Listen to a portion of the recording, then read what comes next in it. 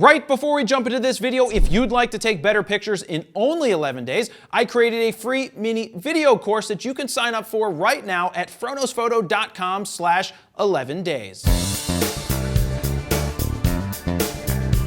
Jared Polin, FroKnowsPhoto.com, and with more people transitioning from DSLRs to mirrorless cameras, I want to talk about the differences between the Electronic Viewfinder, or EVF, and an Optical Viewfinder, or OVF. Let's talk about the fundamentals of what an Optical Viewfinder is. With a DSLR, the light passes through the lens, hits a mirror, which then is reflected up through a prism, which then flips it around so that you can see it with your eye. That is an Optical Viewfinder. It tends to be sharp, it tends to be clear, because you are seeing the light as the camera is seeing it. Now on the flip side, a mirrorless camera with an electronic viewfinder doesn't let you look through the viewfinder to see exactly what the camera is seeing optically, but you do get to see it digitally. The light comes in, it passes right through the lens onto the sensor, and then the electronic viewfinder shows you exactly what it's seeing, just like you're watching TV. Now, it may not be as sharp or clear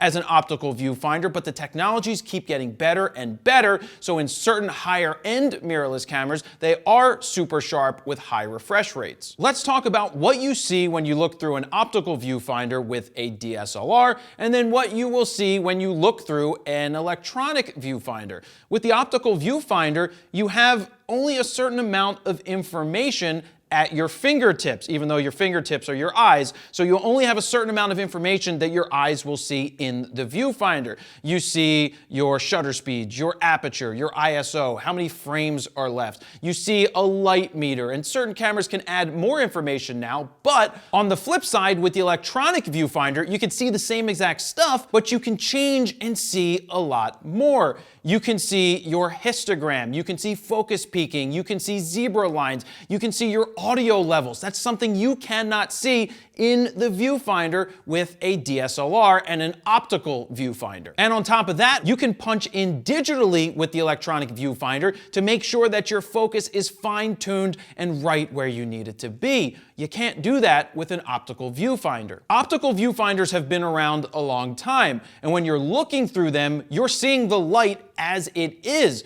but you're not seeing what the exposure is in your viewfinder. You have to set everything based off of your light meter, but in order to see if your settings were right, you need to take a picture and then look at the back of the camera on the LCD screen to see if your exposure was where it needed to be. Now, one of the greatest things with the electronic viewfinder is that what you see is what your exposure is. So if you change your shutter speed and you make it much slower, it's going to let a lot more light in, meaning your electronic viewfinder is going to be much brighter looking, meaning it's going to show you that your exposure isn't where it needs to be. Sure, you still have your light meter, you can base your exposure off of that, but when you can visually see the exposure and know that it's going to be right before you shoot it, you don't need to chimp or take a look at the image after you take it because you're seeing it right in your field of view.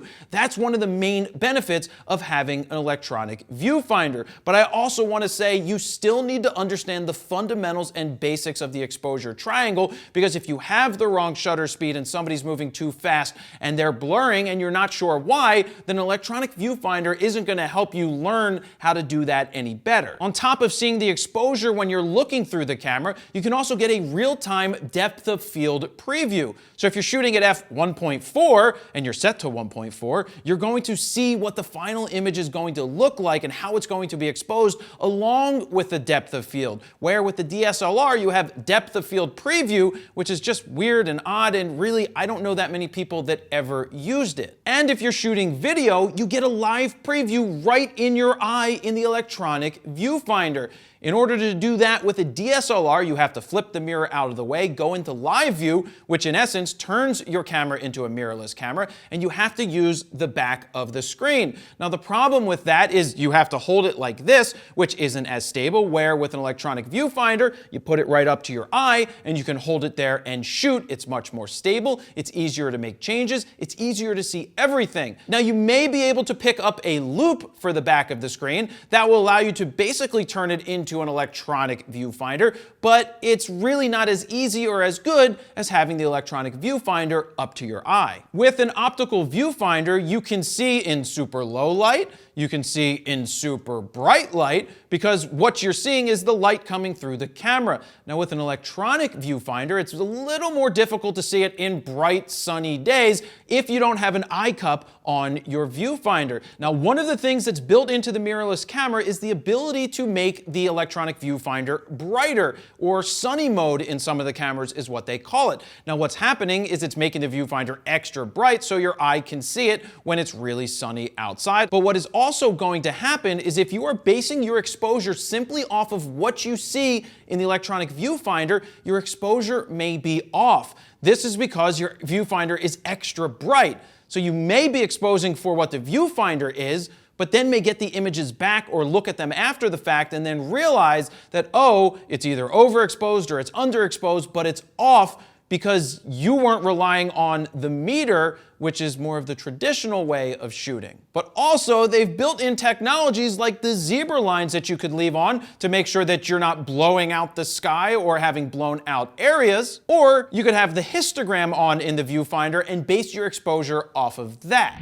I want to cut in here real quick and ask you, have you downloaded my app called My Gear Vault? It's the best way to input, organize, and protect your gear, and it's absolutely free for iOS and Android. So if you haven't done it, please go ahead and download it. And now, let's get back to the video. Now, one of the downsides of an electronic viewfinder, depending on which brand or model you're going with, is that the refresh rate may not be that fast. So where an optical viewfinder is going to give you exactly what you're seeing at the quality you're seeing it at, if you have a lower refresh rate, you may not be seeing the most crisp or clear image, and you may see some ghosting, or it may be a little harder to capture action images because the refresh rate is super low.